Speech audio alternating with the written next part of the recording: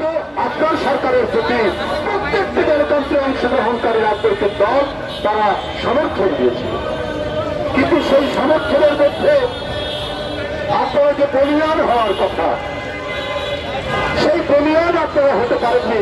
কারণ জনগণের সাথে আপনারা কানামাছি খেলা খেলছেন, আপনারা লুকোচুরি করছেন।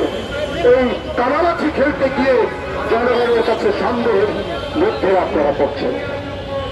আজকে ভারত ট্রান্সশিপমেন্ট বাতিল করে দিয়েছে। আজকে পাকিস্তানের সাথে তাদের সংকট তৈরি হয়েছে, সেটা তাদের দুই দেশের মধ্যকার বিষয়। তাহলে আজকে দিল্লি যে একের পর এক বাংলাদেশ বিরোধী ভূমিকা রাখছে, আপনাদের সেই শেখ হাসিনার মতোই দেখছি।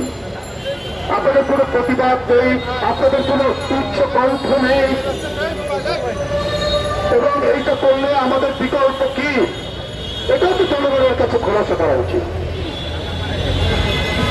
তাদের মারামাল যাবে আমাদের দেশের উপর দিয়ে, আমাদের নৌপথ সড়কপথ ব্যবহার করবে, কিন্তু আমাদের যে ট্রান্সশিপমেন্ট ব্যবস্থা ভারতের সাথে ছিল সেইটা তারা বন্ধ করে দিল, ভিসা সুযোগ সীমিত করে দিল। আমাদের 2 বছরে 2 মিলিয়ন বাংলাদেশি চিকিৎসা, বেড়ানো, ব্যবসা বাণিজ্যের কাজে ভারতে যেত, এখন তো 80% বন্ধ করে দেওয়া হয়েছে। এতে অবশ্য আমাদের কোনো ক্ষতি নেই,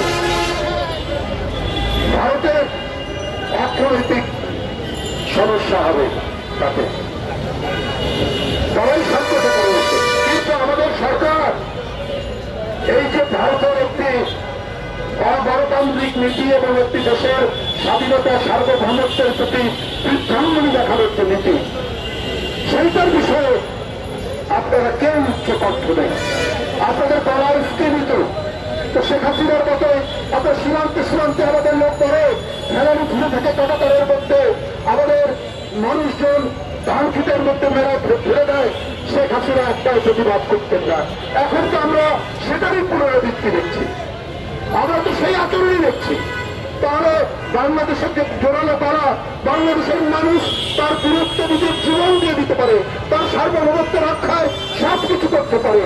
তো সেই মানে সাহসী বীর দেশে শাসক হিসেবে আপনাদের বলা এত নিচু কণ্ঠ কেন, এইটা জনগণ জানতে চায়।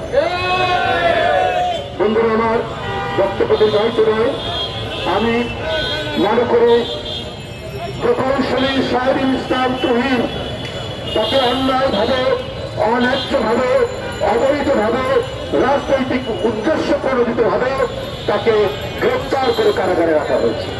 তাকে আজকে এই মুহূর্তে আমরা নিঃশর্ত মুক্তির জোর দাবি জানাচ্ছি।